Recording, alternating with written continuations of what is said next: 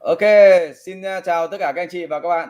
Chào mừng các anh chị và các bạn đến với chương trình chia sẻ về kinh doanh và đầu tư bất động sản cùng Phạm Văn Nam. Đây là một cái chương trình tôi sẽ chia sẻ cùng với các anh chị về kinh doanh và đầu tư bất động sản. Nếu như mà các anh chị đang kinh doanh hoặc là đang đầu tư bất động sản thì chúng ta có thể tìm hiểu ở trên kênh YouTube của Phạm Văn Nam và trên kênh fanpage của Phạm Văn Nam. Và ngày hôm nay thì tôi có một chương trình vô cùng đặc biệt và một cái chương trình diễn ra ở một cái giờ rất là muộn, bởi vì có hai người khách mời ở trên kênh YouTube của tôi đến từ hai đất nước hoàn toàn khác nhau.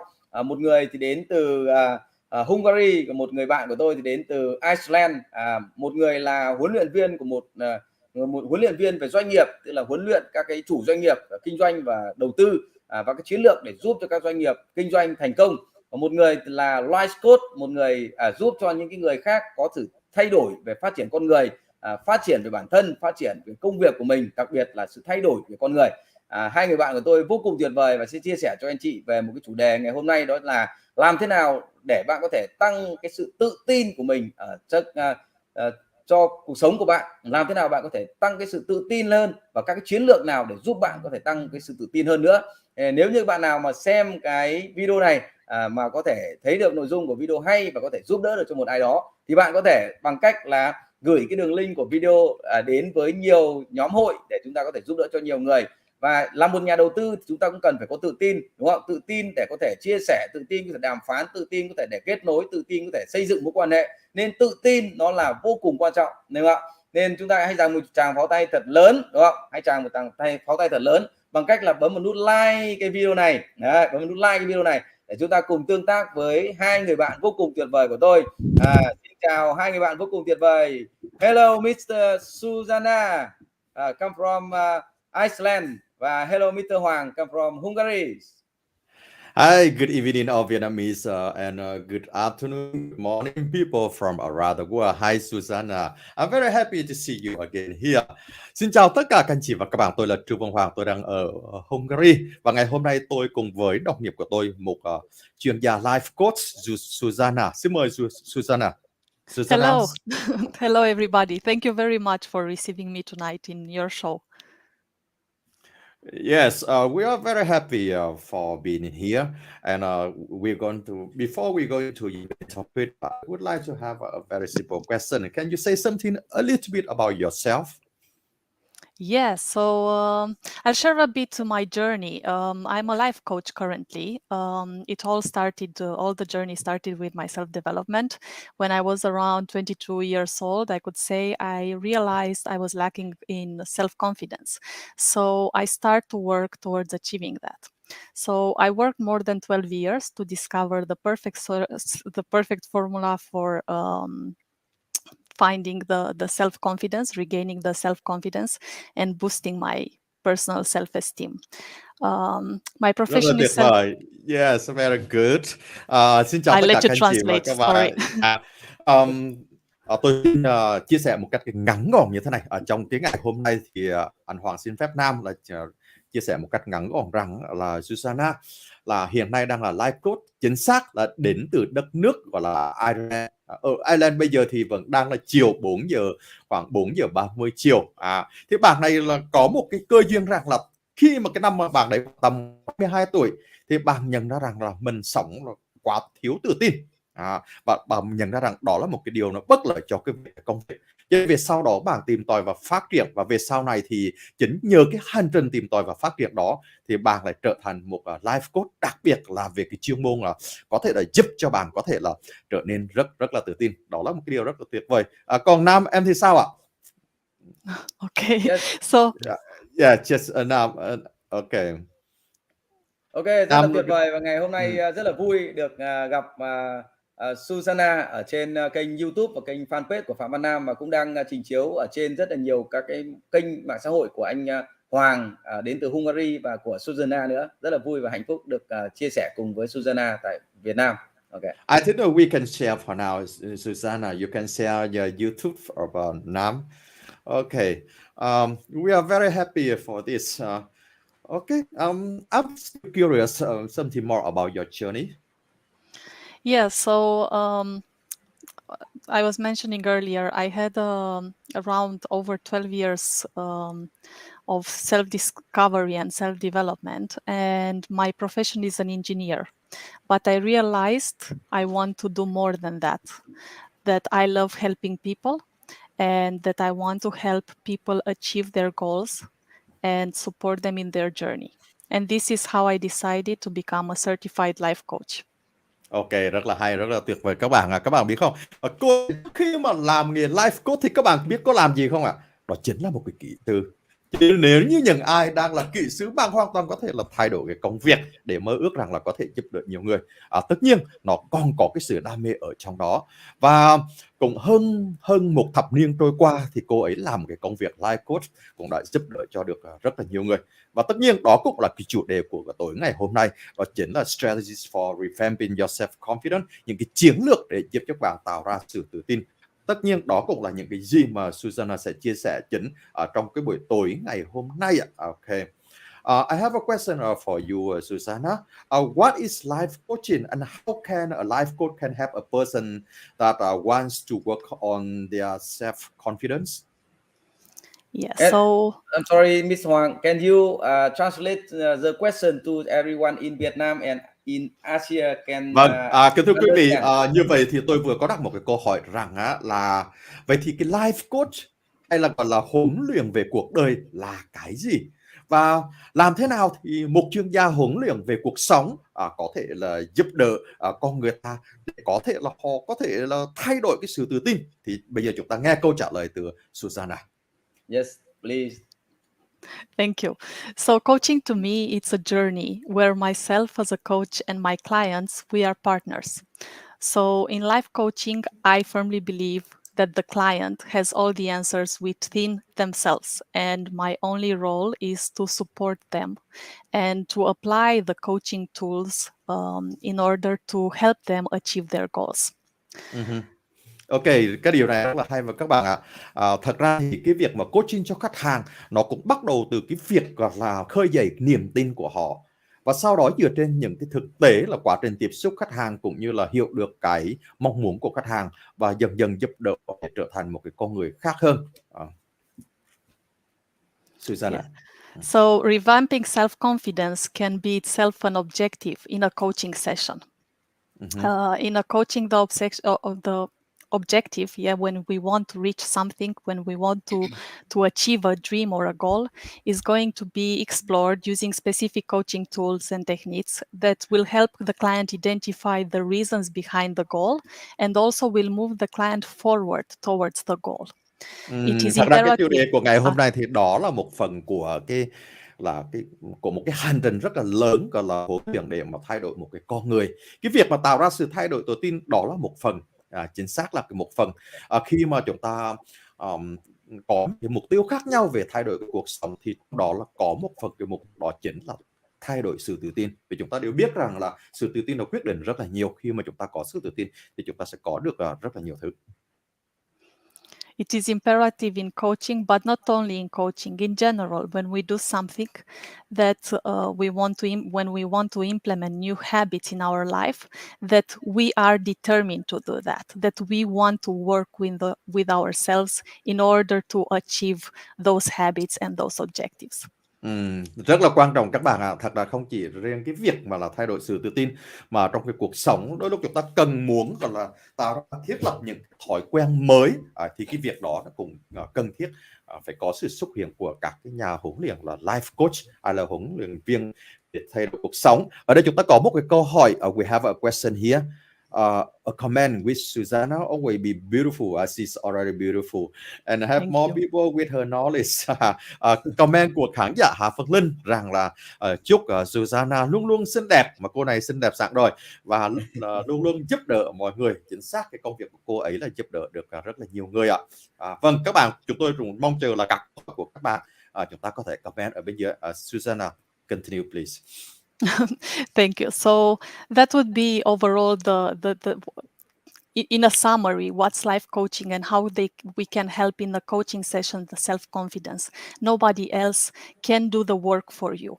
When you go to a coach tries to help you identify by yourself by asking the questions, how can you get in that point? But you need to do the work, and you need to be determined to want to achieve your goals. Và Susanna chia sẻ một cái điều rất là thú vị về cái công việc coaching. Có lẽ là nếu như mà các bạn đang là một coach, một cái trong lĩnh vực nào đó, thì bạn sẽ đồng cảm với cái điều này.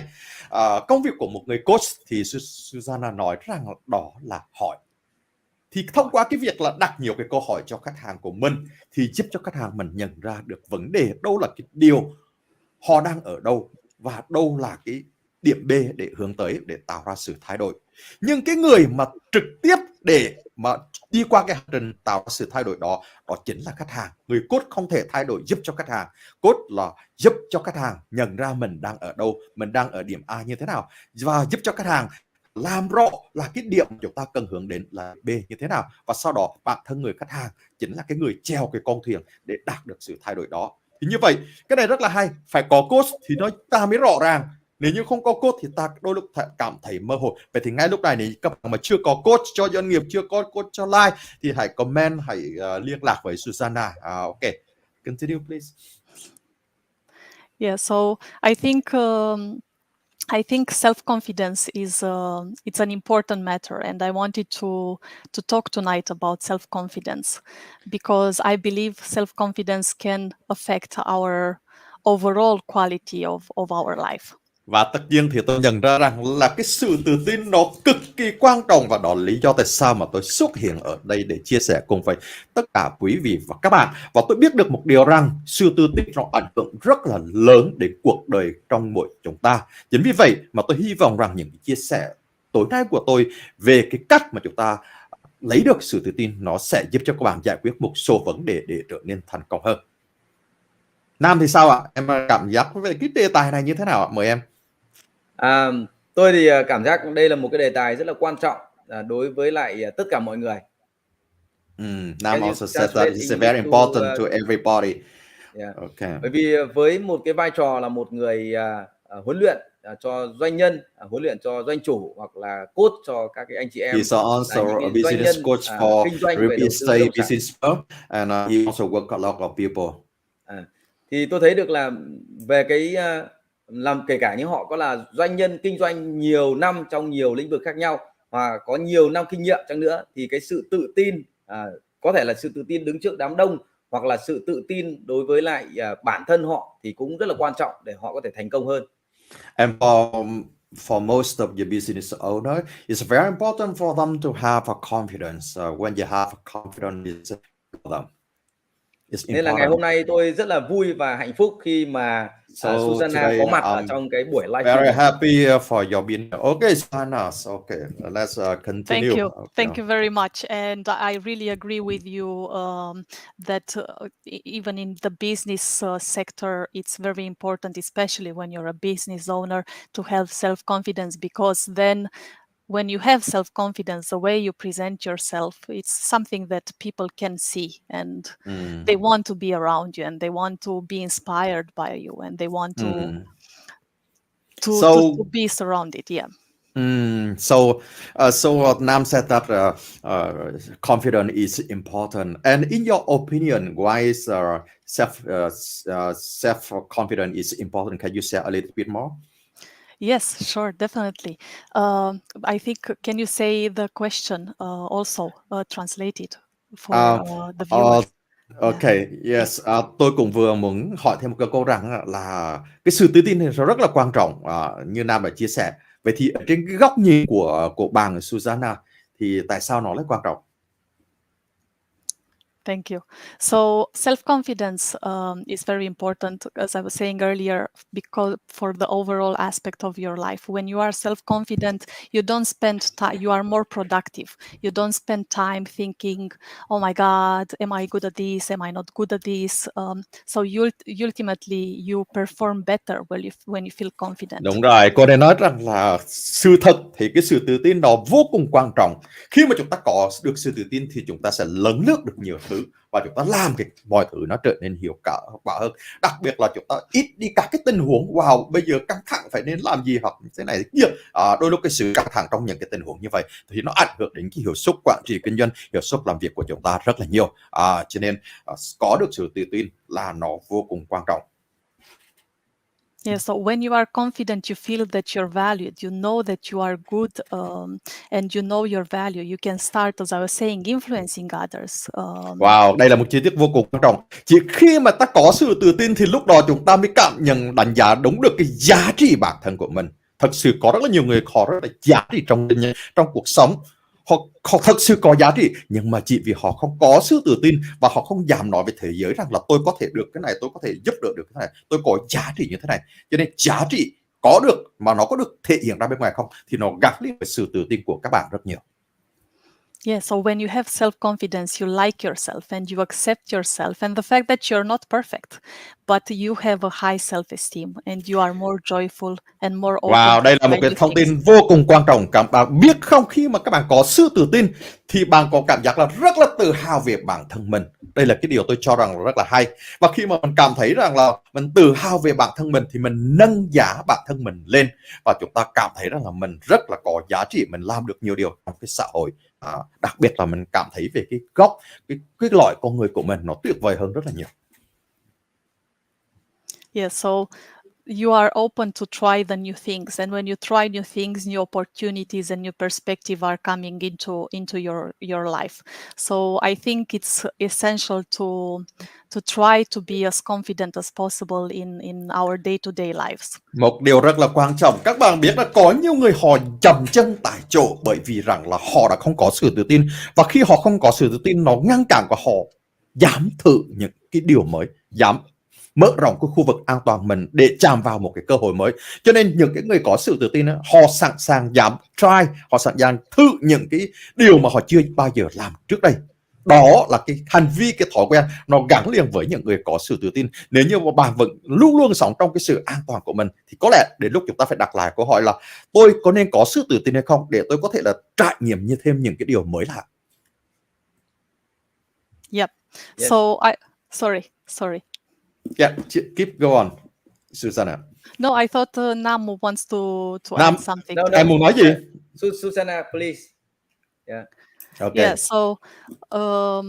Yeah, so our behavior, it's obviously influenced by the fact that we are self-confident. Yeah, people can see and they can feel this from our attitude, yeah, from the way we are speaking, from the way we are trying to solve problems, from the way we take actions. Yes, Wow, in đây là những certain cái thông tin mà circumstances. cực kỳ hay các bạn ơi. Các bạn biết không, đôi lúc những cái gì mà bạn tỏa sáng ra ở bên ngoài và người ta cảm nhận được cái cách bạn nói, cái thái độ, cái phong cách hành vi của bạn, thật ra tất cả những cái thứ đó là sản phẩm của sự tự tin hay là không tự tin. Cho nên khi mà các bạn để cho người ta cảm nhận là wow, tôi cảm thấy là nhỏ bé vì đơn giản là bạn bên trong bạn cảm thấy thiếu tự tin, nhưng mà khi mà bạn đầy cái chất tự tin thì tự dưng cái năng lượng mình toát ra ở bên ngoài thì nó sẽ làm cho những người xung quanh cảm nhận rất là khác, rất là về năng lượng về bản thân mình.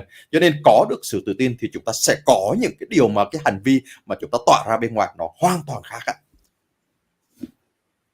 Yeah, so self-confidence is it's an important element of our life and for our well-being in general. So in a nutshell, I would say that's my idea of the importance of the self-confidence. I think we can talk hours and hours about how we can of why it's important, but I think if would be to keep only some of the important ideas is the fact that we know that we are valued, the fact that we know and we show through our attitudes the self-confidence, and it's also for the Cho business nên owner bởi vì attracting vậy more và chúng ta clients. biết được rằng là cái sự tự tin thì nó rất là quan trọng để mà tạo ra là coi như là những cái gì của con người của chúng ta, và đặc biệt là tạo ra sự thịnh vượng. Tôi muốn dùng cái từ gọi là wealth, đó là sự thịnh vượng, nó cũng có được từ sự tự tin, và đó cũng là lý do tại sao mà chúng ta cần phải biết được những cái gọi là giải pháp, cái cách làm thế nào để chúng ta có được cái sự tự tin đó. Ok. I have a question for you. Is confidence the same with self-esteem? Yes, so when we are talking about self-esteem and confidence, many people believe that they are the same, but they are different. They overlap, but people tend to confuse them. Self-esteem would refer to how people feel about themselves and whether they appreciate or they value themselves.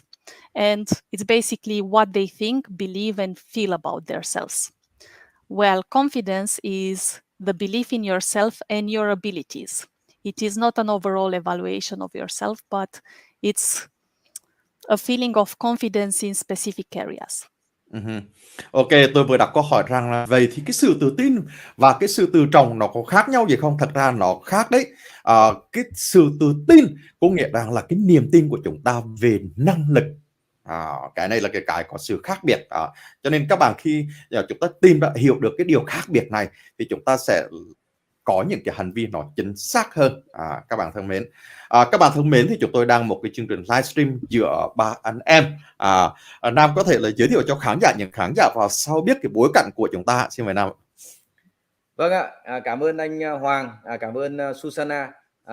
Hôm nay thì chúng ta có một cái chương trình chia sẻ về chiến lược để chúng ta có thể có được những sự tự tin. Vừa rồi thì chúng ta vừa mới nghe anh Hoàng cùng với lại Susanna, một life coach ở Iceland, một người mà cũng làm rất là nhiều cái công việc để giúp đỡ cho những cái người doanh nhân cũng như là những người bình thường có được cái cuộc sống tốt đẹp hơn thông qua sự tự tin, thông qua cái sự phát triển bản thân con người mình.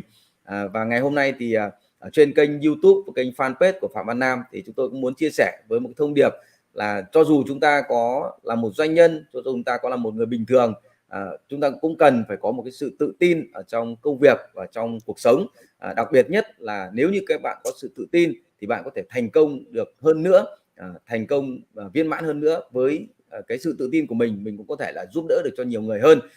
Tôi ví dụ như là ngày hôm nay tôi là một người không giỏi về tiếng Anh, tôi không phải là một người có khả năng nói bằng tiếng Anh, nhưng với một cái sự tự tin là tôi có thể nghe được một cái phần nào đó từ Susanna, và tôi lại nhờ một cái sự hỗ trợ của một người đồng đội, một người anh vô cùng tuyệt vời là anh Hoàng. Anh có thể đang sống ở châu Âu và anh có một cái năng lực nói tiếng Anh và khả năng nghe tiếng Anh và khả năng chia sẻ bằng tiếng Anh rất là tuyệt vời như vậy. Đó là có sự kết hợp, và nếu như không có sự tự tin thì tôi không có thể dám làm cái chương trình này để có thể chia sẻ cùng với các anh chị. Và nếu như không có sự tự tin thì tôi không bao giờ dám nói những cái điều này. Nếu như người ta nói rằng nếu như ông nói bằng tiếng Anh nhưng mà tôi không giỏi bằng tiếng Anh, tôi có thể nghe được tiếng Anh, tôi có thể là chia sẻ tiếng Anh một cách là đơn giản và cơ bản, nhưng với sự tự tin và với cái sự khát khao để có thể giúp đỡ được cho cộng đồng, giúp đỡ được cho các anh chị, nên tôi mới làm chương trình này. Nên nếu như các anh chị đang xem cái video này mà thấy nội dung nó hay thì anh chị hãy giúp tôi like một cái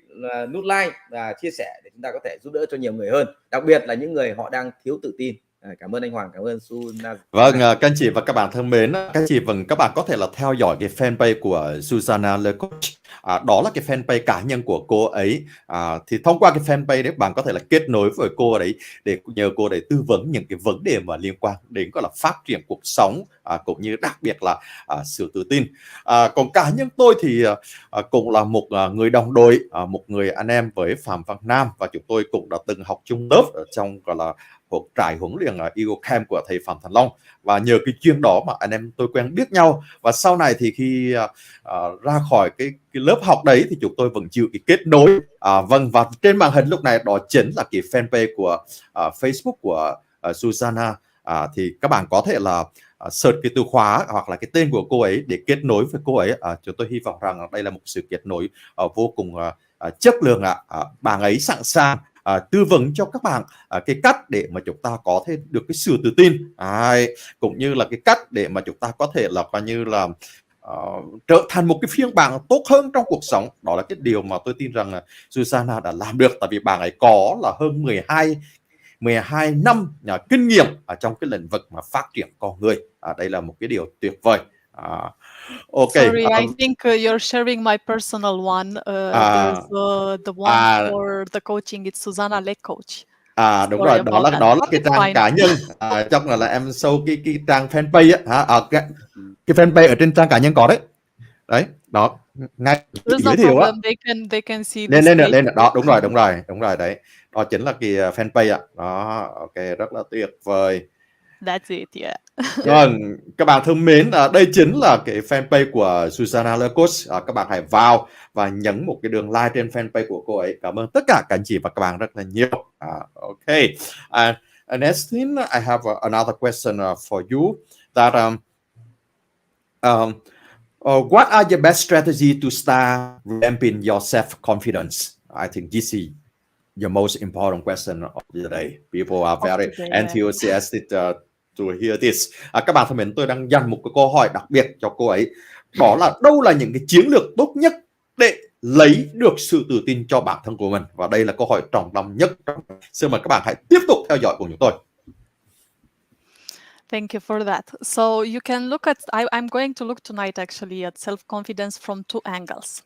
An angle where you have a general high self-confidence in general in all the areas. And this implies that you have a high self-esteem and you are a positive person and everything is perfect from this point of view.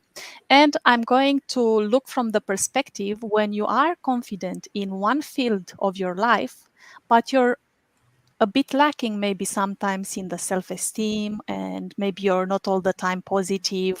So I'm going to Tôi muốn basically chia sẻ với các bạn rằng là tôi nhìn cái góc sự tự tin ở trên hai cái góc độ. Ở cái góc độ đầu tiên đó là có thể là cái sự tự tin này nó gần như là nó có sẵn ở trong con người của bạn, tức là về nhìn chung là bạn trong rất là tự tin, trong nói năng, trong xuất hiện trước mọi công chúng, và ở một cái góc nhìn thứ hai rằng là có thể là một cái lĩnh vực hay là một cái khía cạnh nào đó thì bạn rất tự tin về nó, nhưng mà đôi lúc thì chúng ta cũng cảm giác là tự ti. Xin mời, please continue. Yeah, so I'm going to give you 6 steps that I think they can improve the self-confidence. And the first is boost your self-esteem and self-love. If you already have a high self-esteem and love, you can go to the second step, which is practicing Tôi muốn chia gratitude. sẻ với các bạn là 6 bước để mà có được cái sự tự tin. Thì ở trong cái bước đầu tiên, ta cần phải là nâng cao cái gọi là cái lòng tự trọng, cái sự tự trọng của mình. Có thể là đây điều có sẵn, nếu có sẵn thì chúng ta sẽ đi vào bước số 2. The second step is practice gratitude. Vâng, cái bước số 2 đó chính là chúng ta cần phải luyện tập. Tất cả những gì chúng ta biết để giúp cho chúng ta nâng cao được sự tự tin thì chúng ta cần phải luyện tập hàng ngày. Tôi chỉ muốn nói rằng là practice and practice là luyện tập và luyện tập, hay còn gọi là làm và làm. Then practice awareness. Chúng ta cần phải luyện tập nhiều hơn. Then review your past achievement and focus on your strengths. Khi trong quá trình luyện tập thì chúng ta cũng phải nhìn lại xem thử đâu là những cái điều mà chúng ta đạt được, và từ những cái ta đạt được chúng ta cũng lại nhìn lại các cái mục tiêu để mà chúng ta hướng tới. Create a positive environment around yourself. Và điều quan trọng là chúng ta cần phải tạo ra một cái môi trường gọi là sáng tạo xung quanh chính bản thân mình. Đấy. And create new habits and healthy habits and remove the ones that are not serving you. Ok. Và điều tôi rất là tôi muốn nói với các bạn một điều rất là quan trọng là chúng ta liên tục tạo ra những cái thói quen tốt mới, và có những cái thói quen mà không tốt thì chúng ta bỏ đi thôi. Đây là cái điều mà có thể là giúp cho chúng ta tăng thêm được cái sự tự tin. Okay, and I'm going to go and talk a bit about each step, so I'm a bit more clear on what I'm talking about. So when I'm talking about boosting the self-confidence and the self-love, there are two types of self-esteem. One of them is a higher self-esteem and a lower self-esteem. The lower self-esteem. Vâng, thì tôi sẽ nói sâu hơn về những cái điều như thế này. Ở trong cái bước số 1 thì chúng ta cần phải nói rằng là chúng ta cần phải nâng cao cái lòng tự trọng. Và nói với lòng tự trọng thì nó có một cái thứ gọi là cao, rất là tự trọng rất là lớn, và một cái là tự trọng nó thấp. So this is according to Abraham Maslow, the famous American psychologist that created the Maslow pyramid. So the lower self-esteem is derived from the respect from others, and the higher self-esteem comes from within. Cái này Yeah. cùng dựa theo cái tháp là tháp Maslow thì có lẽ là các anh chị cũng đã quen với cái điều này. Xin mời Joanna tiếp tục ạ. Self-esteem can be improved by practicing a self-positive talk. Have you ever stopped and asked yourself, what is your inner dialogue? How are you talking with yourself? How many times are you praising yourself each day? How many times do you look in the mirror and maybe you greet yourself? Các bạn biết không, để mà nâng cao được cái gọi là cái lòng tự trọng của mình thì có một cái cách nữa, đó chính là chúng ta làm cái việc gọi là đối thoại với chính bản thân mình. Đấy. Chúng ta có thể đối thoại, rồi bạn đối thoại bao nhiêu một lần trong một ngày, bạn đối thoại như thế nào, bạn nói cái gì, và trong những cái lần đối thoại với chính bản thân của mình, bạn đã đề cập đến ra là điều gì chúng ta cần phải bỏ đi, hoặc là điều gì chúng ta cần duy trì hay không. So the moment we start developing a self-positive talk and to start praising ourselves and to start taking care of our thoughts, and I'm Và going đặc to biệt do là later. khi mà chúng ta nói với chính bản thân mình như vậy là chúng ta tập trung vào những cuộc gọi là nói chuyện nó mang tính chất là tích cực, thì đây là cái điều cái quan trọng, cái cốt lõi. Khi mà chúng ta có nhiều cái cuộc nói chuyện nó tích cực với chính bản thân của mình thì nó cũng thúc đẩy nhiều thứ. So recently I tried a new habit that it comes from Mel Robbins' book, which is called High Five Habit.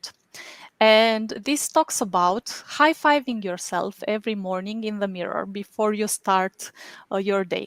And I Và can gần đây tell thì you, tôi cũng có thử một cái gọi là theo một cái cuốn sách của Mel Robbins, đó là cái sách nói về 5 cái thói quen, và trong đó là có cái thói là đề cập cái điều là buổi sáng dậy thì chúng ta làm một cái nghi thức, cái nghi thức mà trong tiếng người Việt ta cũng hay làm, đó là high five, tức là chúng ta có thể nhìn thấy mình ở trong gương và chúng ta high five theo kiểu là chào một ngày mới hoặc là chúc một ngày mới. Đây là một cái thói quen mà nó cũng rất là hay. and I can totally recommend you trying it, because your brain in the moment when you are high-fiving is thinking that something positive happens, is a reinforcement of something positive happening. Wow, So cái giây even phút mà khi mà chúng ta bắt đầu giơ tay lên và high five chính bản thân mình á, thì các bạn điều gì xảy ra? Nó kích hoạt cái năng lượng tích cực trong bộ não của mình, nó tiết ra. Em có đồng ý điều này không Nam nhỉ? Đấy. Yes, I think so. Yeah. Đúng rồi. Thì mà đúng thật, thì các bạn biết, các bạn nào khi mà tham dự các cái lớp học á, của Nam hay là của những người anh em thì sẽ thấy rằng là trong lớp là lâu lâu chúng ta được yêu cầu đứng dậy và high five, thì đó là cái lúc mà nó sẽ kích thích cho cái năng lượng tích cực ở trong người của chúng ta. Và nếu bạn làm điều này mỗi buổi sáng thì nó cũng kích thích cho cái sự tích cực, cái tinh thần tích cực trong con người của chúng ta nó sẽ phát triển lên.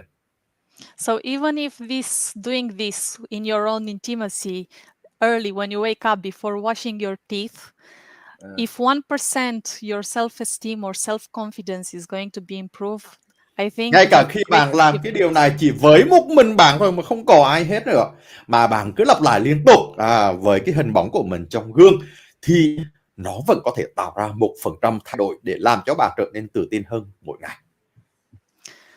I'm going to go now to the second step, which was practicing gratitude. Và chúng ta đi vào bước số 2, đó chính là làm, luyện tập. This is a very dear habit to myself because I believe it's the foundation for everything, for self-esteem. Tôi thì cá nhân tôi thì tôi thích cái phương pháp này rất là nhiều và tôi rất là thích. For a happier life, for anything, when we become grateful, definitely no matter how our life is, improvement will come. Đúng rồi. Cái phương pháp này thì tôi cho rằng là nó là coi như là quan trọng, và tôi yêu thích là sở dĩ là nó có thể là làm cho chúng ta biết là thực hành cái cuộc sống gọi là biết ơn, cũng như là cái cuộc sống thịnh vượng. And I want to tell you, gratitude is not something that people are born with. Gratitude is something that we train. Very few people maybe are born with gratitude. But in order to have gratitude, we need to start training ourselves into being grateful. Chúng ta cần And phải hiểu rằng là cái thói quen mà luyện tập thì không phải là ai sinh ra là cũng đã có sẵn rồi. Nên các bạn đôi lúc cảm thấy là cái việc mà mình bắt đầu luyện tập một cái gì đó mới nó hoàn toàn là khó chịu hoặc là xa lạ, thì hãy xem rằng điều đó rất là bình thường với tất cả mọi người, chứ không phải chỉ một mình riêng bạn. Chúng ta không sinh ra là đã biết được tất cả mọi thứ, và muốn biết và muốn trở nên thuần thục hoặc là muốn mọi thứ đã trở nên quen thuộc với mình thì chỉ có một cách là chúng ta tiếp cận nó nhiều, chúng ta làm nhiều với nó. Ban đầu lúc ta chưa làm, lúc ta mới làm thì nó rất là xa lạ, rất là khó chịu, rất là nhiều rào cản, nhưng mà khi làm nhiều thì nó sẽ trở nên là coi như quen thuộc, dễ dàng. Nó giống như cái việc mà chúng ta lái xe vậy thôi. Ngày đầu thì các bạn còn nhớ rằng nó rất là khó chịu, nhưng mà sau khi 3 tháng thì nó ngon. Nam cảm thấy như vậy không em? Yes, I think so. Okay, good.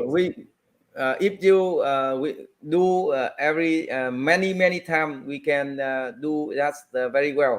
I think so. Thank you, Susanna. Okay, continue, please. Next, Thank you very much, guys. So research shows that people that are more grateful are improving their self-esteem.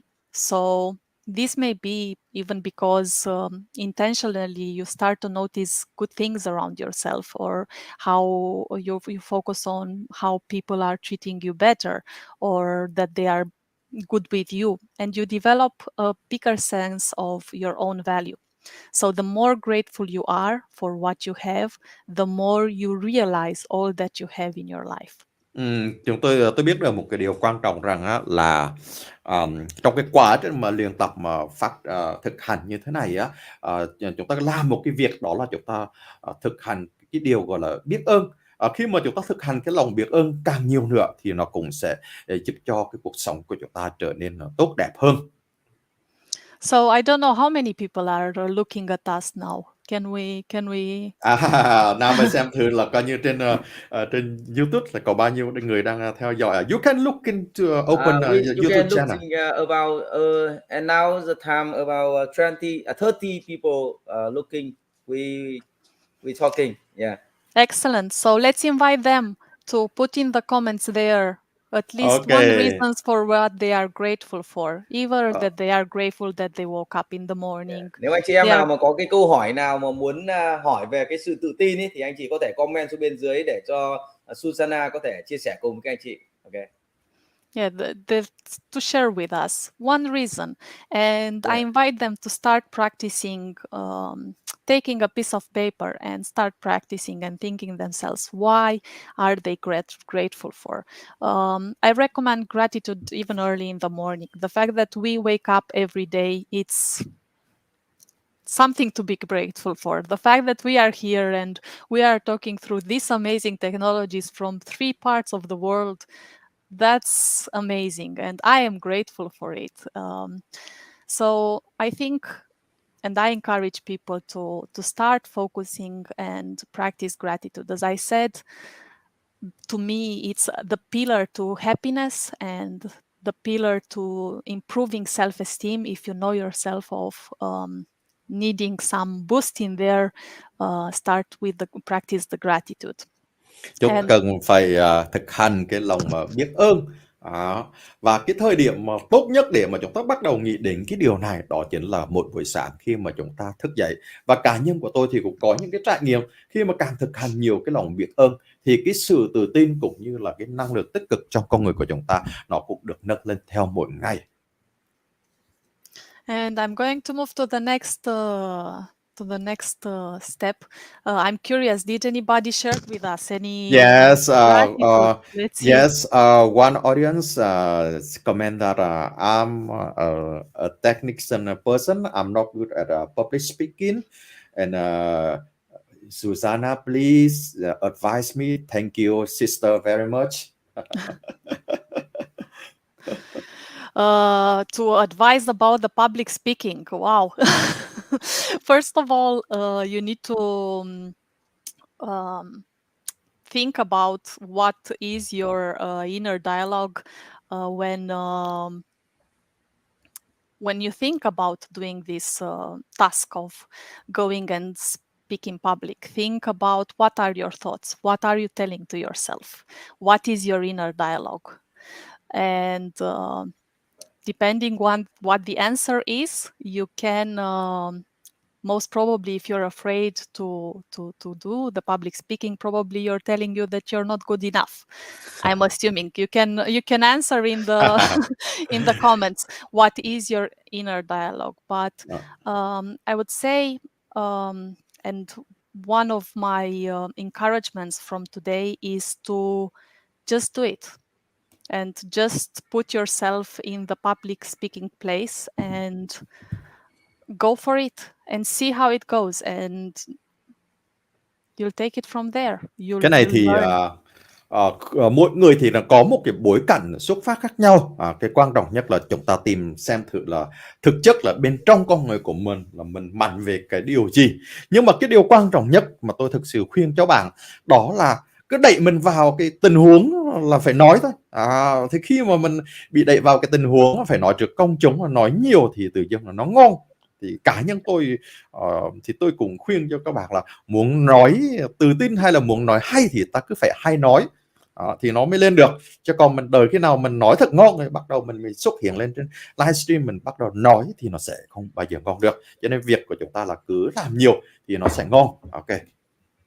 Yeah, and what I can say to our listener that ask this, stop postponing things. Don't wait until you're more confident. The best way to build your confidence in this case, I think it's facing your fear of public speaking. And Wow, đây là một cái điều rất là tuyệt vời. Cái điều mà tôi muốn nhắn nhủ tất cả những quý vị đang và sẽ nghe cái livestream này rằng là đừng cứ trì hoãn cái việc mà chúng ta đối diện nói trước đám đông hay là đối diện sự sợ hãi. Tại vì tất cả những cái sự sợ hãi đó nó chỉ là tạm thời, nó chỉ là những cái điều không có thực. Khi mà chúng ta đối mặt nó nhiều thì nó sẽ biến mất. Yeah, so I think it's very important to be prepared before you go to the public speaking, and you can rehearse before. You can make yourself some private groups where you are by yourself and you can practice. Và bạn cũng có thể là coi như là chuẩn bị tương đối chu đáo chút xíu thì mình nói nó tự tin hơn, hoặc là kiếm một vài group nhỏ để mà thực hành. Perhaps we come back to with your six step. Okay, thank you very much. Yeah, so I will go to the next step, yes, which was awareness and the mindfulness. And in this step, you can use this step to identify any negative talks. Even if we are talking about identifying the self-talk, negative self-talk that is affecting your confidence and self-esteem, or even if you want to start creating a gratitude mindset, you need in both cases to use the awareness and mindfulness to be aware of your own thoughts. Vâng, ở trong cái bước kế tiếp thì tôi cũng muốn các bạn lưu ý một cái điều là đôi lúc chúng ta cũng phải quan sát chính bản thân mình, xem thử là có nhiều khi chúng ta lại bộc lộ ra những cái suy nghĩ hay là những cái lời nói nó mang cái tính chất gọi là nó tiêu cực. Tại vì khi mà chúng ta kiểm soát và nhận biết được những cái dấu hiệu mà chúng ta thường hay tỏ ra cái tiêu cực á, thì sau đó chúng ta mới thay đổi được ạ. You can choose your thoughts. This is my message for everybody that is listening tonight. You can choose your thoughts, and your thoughts will determine how you feel. How you feel. Các bạn cần phải lưu ý một cái điều rằng là chúng ta có thể là tin tưởng vào cái suy nghĩ của mình, và cái suy nghĩ của mình thì nó quyết định đến cái cảm xúc của chúng ta rất là lớn. How you feel is going to determine your actions. And Và cái cách mà chúng ta cái cảm xúc của chúng ta nó như thế nào thì nó là quyết định đến gọi là hành động của chúng ta. And your actions are going to create how you feel overall. Và cuối cùng cái hành động nó lại quay ngược trở lại để tác động lên cái cách mà chúng ta, cái cảm xúc của chúng ta về nói chung. So using awareness and being mindful of your thoughts, you can choose your thoughts and you can reframe your thoughts. So if you identify any negative thoughts, you can reframe them. Like rather than saying, oh, outside is raining and it's horrible, you can say, outside is raining, but I am still grateful for a good day. Chính cái quá trình mà tự quan sát bản thân của mình trong cái quá trình gọi là hoàn thiện bản thân mình á, thì các bạn biết rằng á, khi mà chúng ta nhận được ra rằng mình vừa có một cái hành động hay một cái hành vi gì đó nó tiêu cực á, thì chúng ta tìm cách là thay đổi cái cách ngôn từ, thay đổi cái ngôn từ. Ví dụ như thế này, bên ngoài nó đang trời mưa, thì khi mà tiêu cực chúng ta nói wow, trời nó mưa chán thế, nó mưa nó to thế này kia, thì mình có thể thay nói wow, trời đang mưa, nhưng mà tôi thì đang ở bên trong rất là tuyệt vời và nghe tiếng mưa rơi như là tiếng nhạc. Đó, thì nó khác, cũng là bối cảnh như vậy, nhưng mà cái cách mà chúng ta thay đổi cái ngôn từ thì nó tạo cho mình cái cảm xúc nó hoàn toàn khác ạ. Nam có đồng ý với điều này không ạ? Yes, I agree. This very I think it's very important to everyone. Yeah, when people aggress or anything Negative. we can mix every do. Okay, thank you. Yeah. Yes, Susanna, continue, please. Thank you. I will move to the next step because we are going out of time. We are a bit over. Nó cũng hơi But mất nhiều thời gian, cho nên tôi phải di chuyển sang bước kế tiếp là Yes. step number 4. Number Right? 4. yes, review your past achievements. Ok, đây là cái bước mà chúng ta cần phải nhìn lại những cái thành tích của mình. Bao nhiêu trong số các anh chị đã có những cái thành tích xuống ở bên dưới thì comment xuống là có, hoặc là comment xuống cái thành tích của các anh chị. Cảm ơn ạ.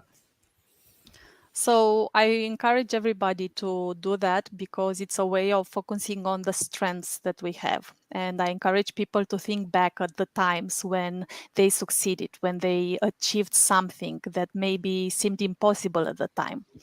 Các bạn thân mến, đây cũng là cái điều mà tôi muốn là chia sẻ với tất cả các anh chị. Tại sao lâu lâu chúng ta cần phải nhìn lại những cái điều mà chúng ta đã được trong quá khứ. Các bạn biết không? Những cái điều mà chúng ta đạt được trong quá khứ mà nếu như mà chúng ta gọi là xem thường nó, chúng ta quên nó đi, thì chúng ta vô hình dung đã đánh mất đi một cái gọi là một cái sức mạnh nền tảng. Còn cái việc mà lâu lâu chúng ta nhìn lại, chúng ta xem lại những cái điều, những cái thành tích mà chúng ta đạt được ở trước đây, thì cái đó nó cũng làm cho cái năng lượng, cái sự tự tin của chúng ta nó quay trở lại, và nó làm cho ta nhận rằng thật ra mình không quá tệ, mình cũng có thể làm được nhiều thứ. Và đó chính là cái nguồn động viên bạn lúc mà bạn gặp khó khăn rất lớn á. Yeah, and think back of those times when you were feeling great. Think about those times when you were feeling everything is perfect. Think about your achievements. Think about those moments in your life that make you feel proud. Các bạn cần phải nhớ lại những cái khoảnh khắc tuyệt vời mà khi các bạn đạt được một cái thành tựu nổi bật nào đó. Có thể là cái ngày mà bạn đăng quang trên bục huy chương vàng, hoặc là cái lúc mà bạn tốt nghiệp đại học vân vân, hoặc là cái khoảnh khắc mà bạn cảm thấy là mình là trên đỉnh hoàn hảo nhất, hoặc là cái lúc mà bạn đứng ở trên đỉnh Phan Xi Vang vân vân. Đó là những cái lúc mà chúng ta cần thiết là phải nhớ lại.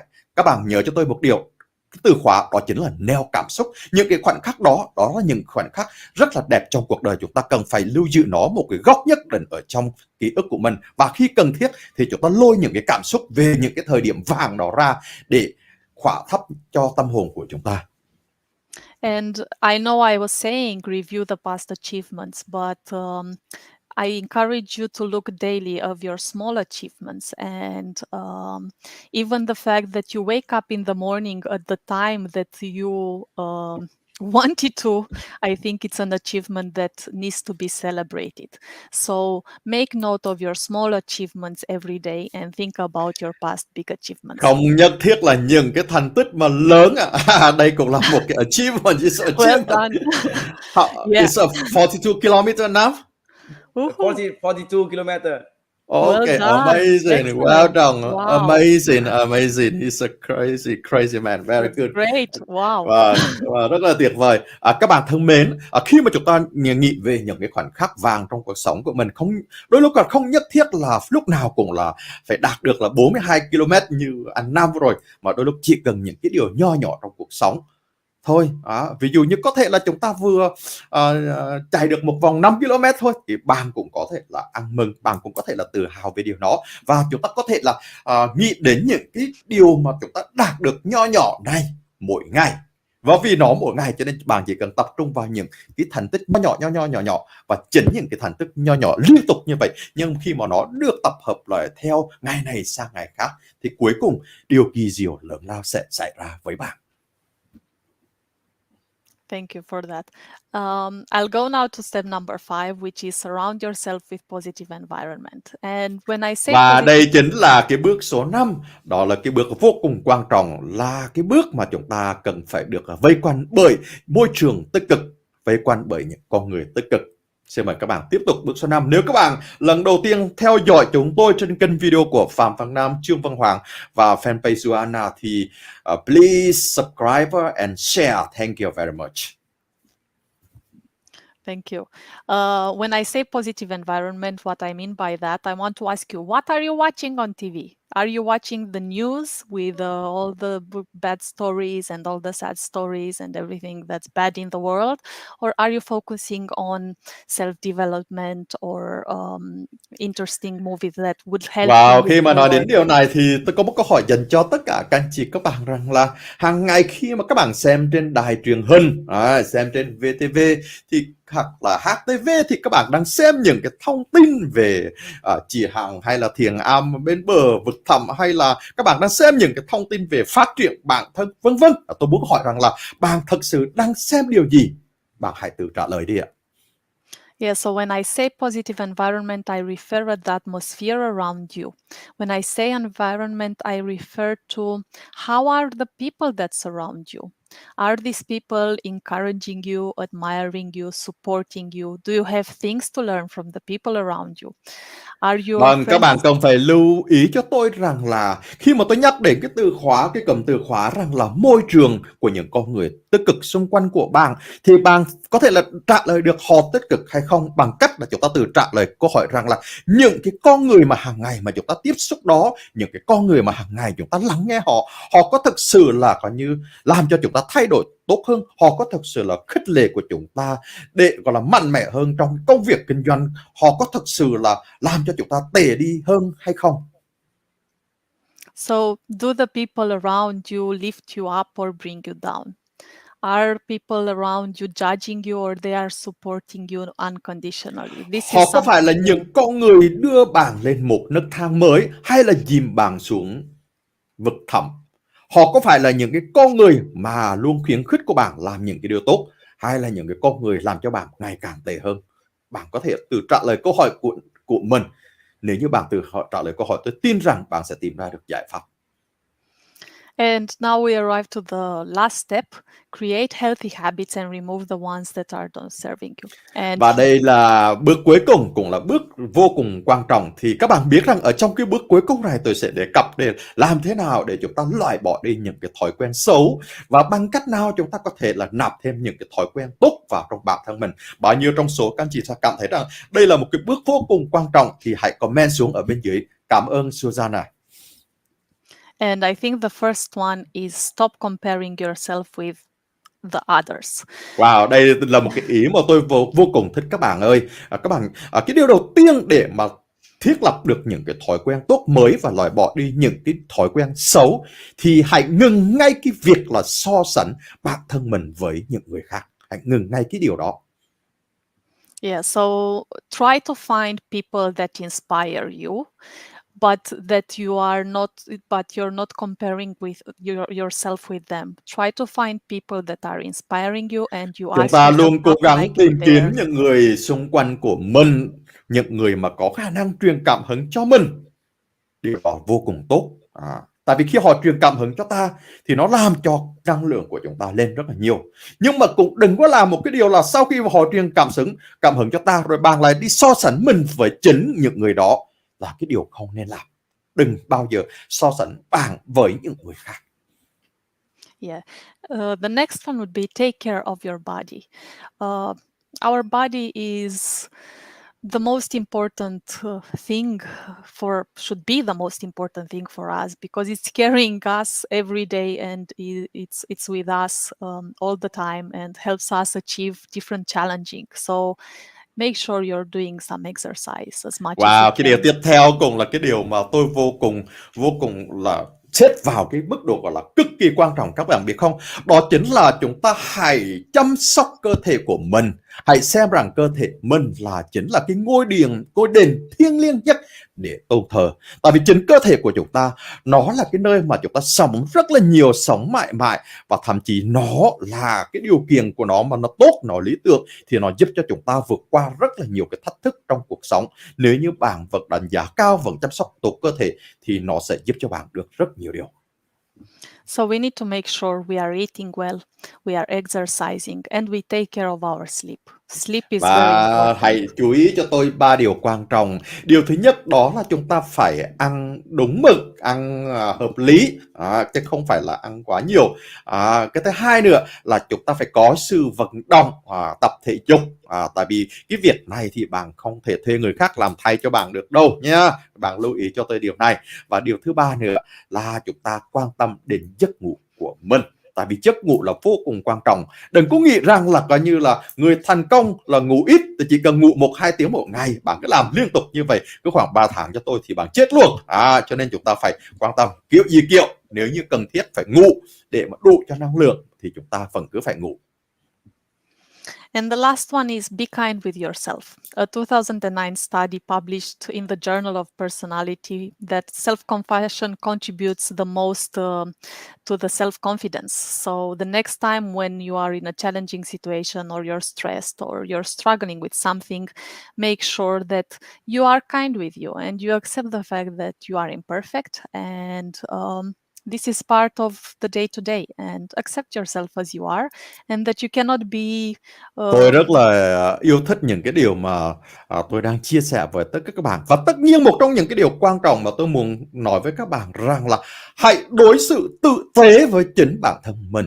Đây là cái điều nhất là khi mà chúng ta những cái lúc mà nó khó khăn, hoặc là những cái lúc mà chúng ta bị thất bại, hoặc là những cái lúc mà chúng ta là không đạt được một cái điều gì đó như mong muốn, thì đừng có gọi là đối xử một cách thậm tệ, tiêu cực, hay là chửi rủa chính bản thân mình.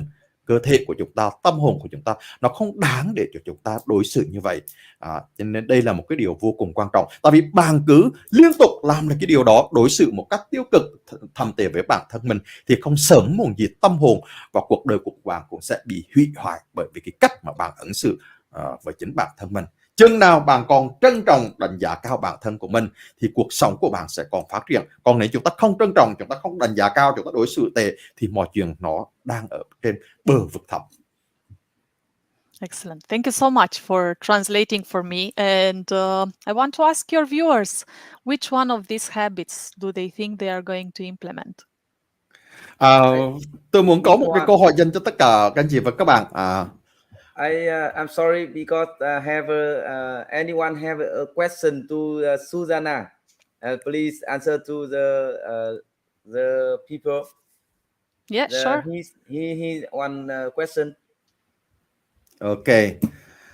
Còn em đang muốn bước vào lĩnh vực mới nhưng lại đắn đo rất là nhiều, không biết mình có thành công hay không. I want to the last question, previous question, that I want to start up with a new field, but I am a little bit worried, hesitate. I'm not sure that I will be successful or not. Okay, can you have any advice for that? Yeah, so now it's a bit vague. I want to start a new future.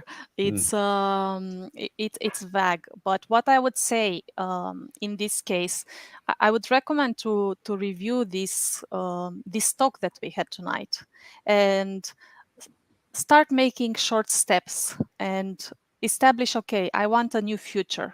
What is this future about? What is the first step that I can do to move forward myself towards this future? What is the first action that I can do to move myself forward? And then make a plan of, or a set of action steps that you can do. If if the person wants, I totally recommend working with a life coach in these situations when you don't know exactly how to move forward. It's totally recommended to work with a life coach, and I encourage everybody to consider that option, because life coaching can be life-changing. It's a faster process to achieve your goals. You can do it by yourself, of course, but it takes longer. But when you work with a life coach, you can get in that point much faster than alone.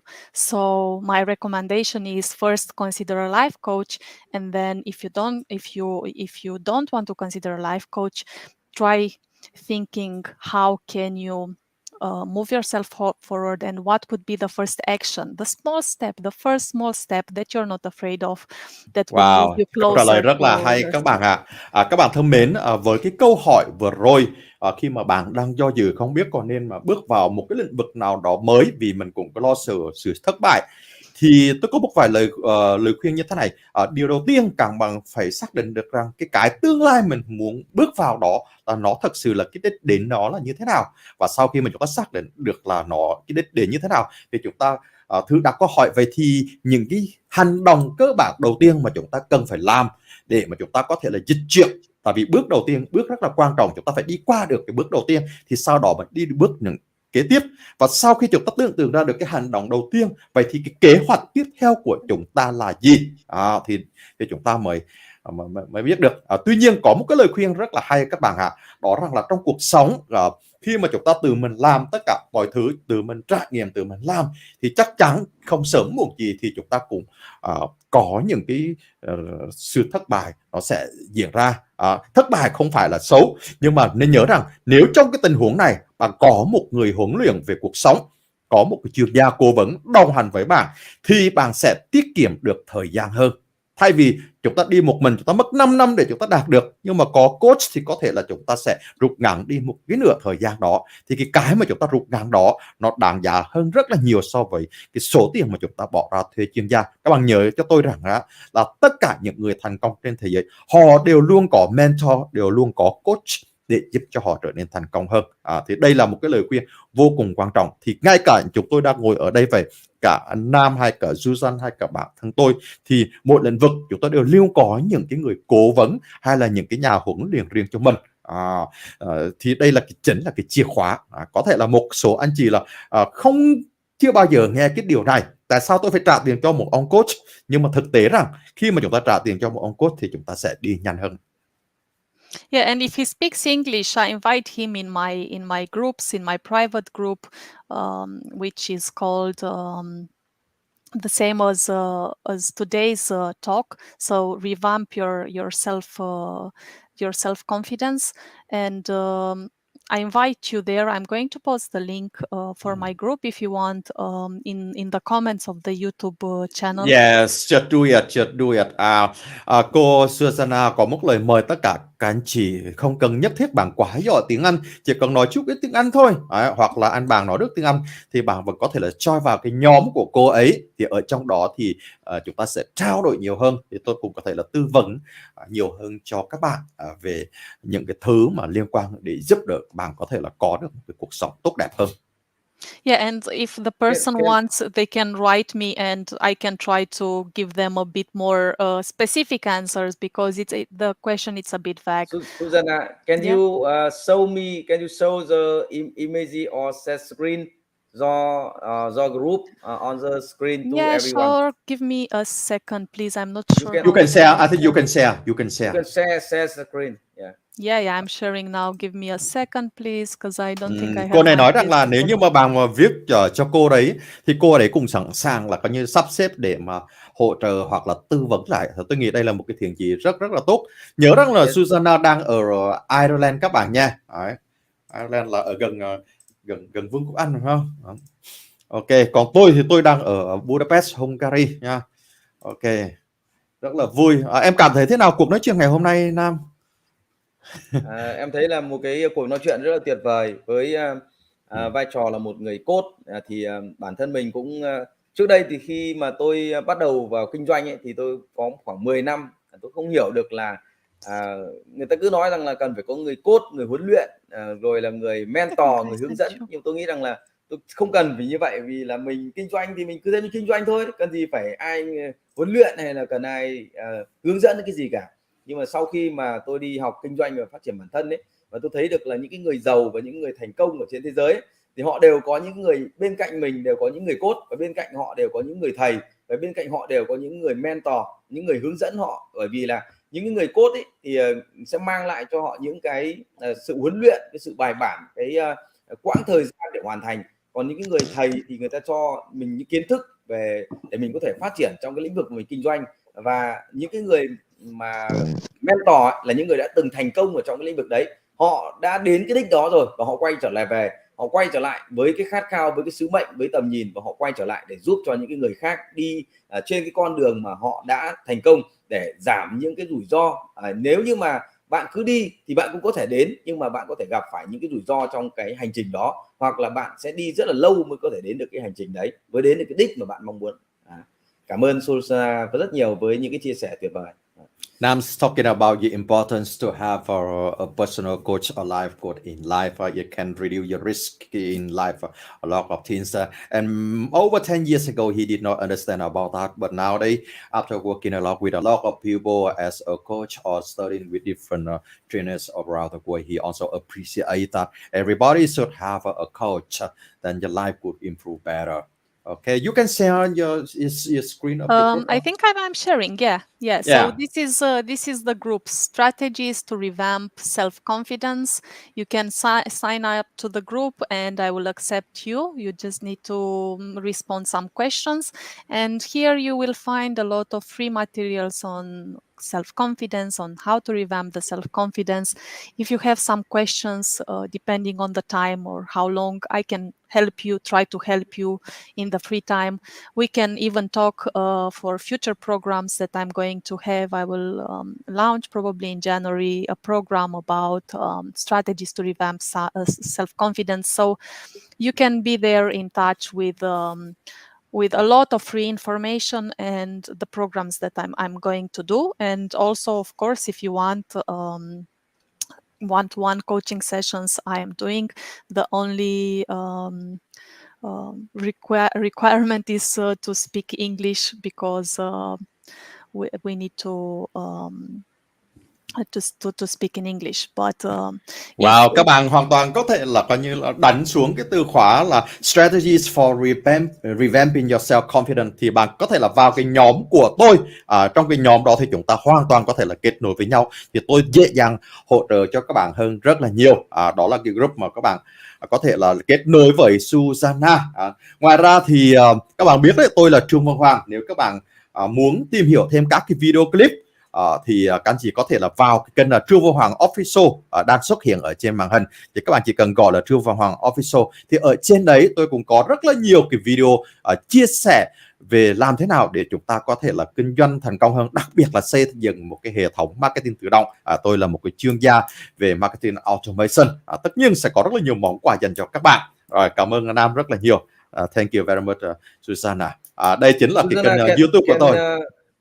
Đây là một kênh YouTube của anh Hoàng, thì là kênh chia sẻ về các chiến lược cũng như là các cái công cụ để chúng ta có thể kinh doanh online thành công, và những cái video chia sẻ rất là như là thực tế về kinh doanh. Anh chị có thể tìm hiểu trên kênh anh Trương Văn Hoàng Business Coach. Susanna, can you share your screen about your group or your YouTube yeah, channel? so this is the group with the strategies to revamp self-confidence. Some people can translate English, and they can see on the image on the screen. See. Yes. Okay. Yes, very good. Okay, so give me a second. I don't want to get in the group because there's people comments and stuff. Okay. So it's a matter of privacy from showing from the group. But the group is just a header. Okay. The group is, give me a second to make it smaller. Okay. I'm just mindful of people's confidentiality, Yeah, you I know, see. that I want to.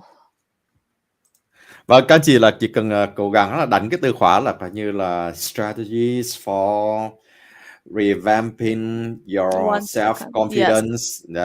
Đó, thì các anh chị cứ đánh là đúng cái từ khóa ở trên thì chúng ta có thể là vào được rồi. Ok, rất là tuyệt vời. Give me a second. Anything you want to share more with the audience? Yes, if there are more questions, I'm happy to answer. So I found the group. I'm going to share the screen.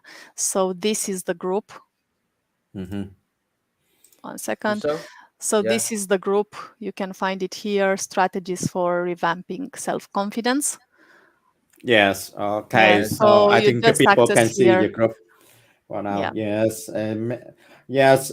People say thank you very much for your being. People appreciate. Very, very much. Okay. Thank you very much for your invitation, and thank you very much for giving me the opportunity to talk with your audience about this topic that is very dear to my heart. If there are any questions that come from the next time, from the viewers that are going to see tomorrow, please send them to me, and I can happily answer. And I don't know if you guys have any other questions for me. I'm more than happy to answer.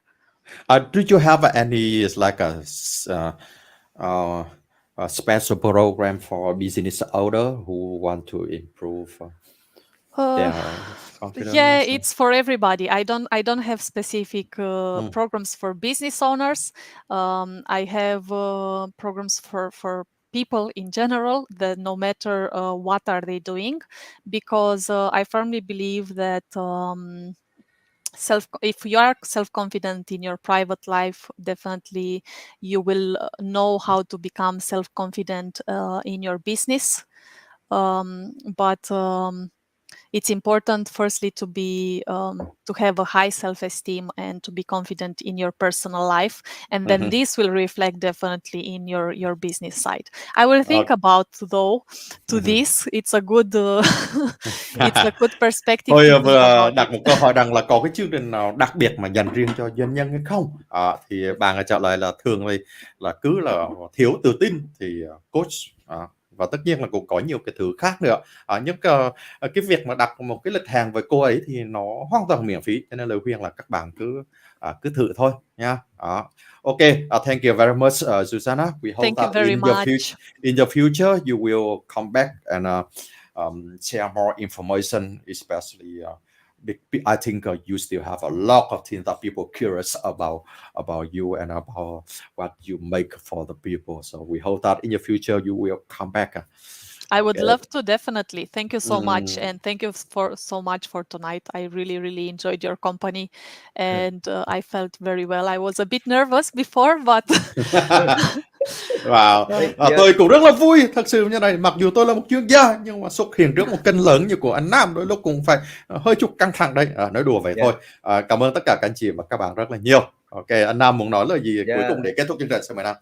Yes, today I feel very happy when you speak to everyone in my channel. I think everyone feels very happy and you send very many information to everyone. Today in Vietnam, this time about New day. It's the new day. new day. Yeah, it's a new day for the too late in Vietnam. So Still a lot of people still watching with us. A lot of people, 20, 30, 40 people looks on live stream. I think in tomorrow when everyone get up, they will look the watch on YouTube. Watch on YouTube. They very happy when understand about this information. I think it's very great to everyone. So I feel very thank you to you. Yeah, thank you to you. thank you And very see you much in to next you. time. Vâng, quý vị và các bạn thân mến, như vậy thì ba anh em chúng tôi vừa mang lại cho quý vị một vài cái thông tin nhỏ, có lẽ là một vài đôi lúc trong quá trình tổ chức chương trình có thể có một cái điều gì nó chưa hoàn hảo, nhưng mà thôi mặc kệ nó đi. Chúng ta phải nói với rằng là mình cứ tự tin lên, thì chúng ta sẽ mang được những cái chương trình tốt nhất. Đây cũng là cái điều mà chúng tôi đang áp dụng để mang đến cho quý vị những cái sản phẩm thông tin miễn phí nhưng mà chất lượng cao. Thì trong cái khả năng của chúng tôi cũng như Nam sẽ cố gắng mời nhiều chuyên gia phát triển bản thân và phát triển kinh doanh khắp nơi trên thế giới. Các bạn nhớ nhỉ, về sau này chúng ta sẽ có rất là nhiều chuyên gia nữa sẽ xuất hiện trong những cái chương trình vào những cái giờ muộn như thế này. Cho nên các bạn đừng có hãy đón xem, hãy chú ý đón xem. Một lần nữa cảm ơn các anh chị rất nhiều. Bye bye. Thank you Ok, very cảm much. ơn Bye tất cả các anh bye. chị đã theo dõi cái video này của Phạm Văn Nam. Rất là cảm ơn tất cả các anh chị đã chia sẻ những câu hỏi của mình, và cảm ơn Suana, cảm ơn anh Trương Văn Hoàng. Xin chúc tất cả các anh chị em có được sức khỏe, thành công và chia sẻ được nhiều giá trị hơn nữa cho cộng đồng. Xin cảm ơn và hẹn gặp lại các anh chị ở trong các cái chương trình tiếp theo. Xin chào.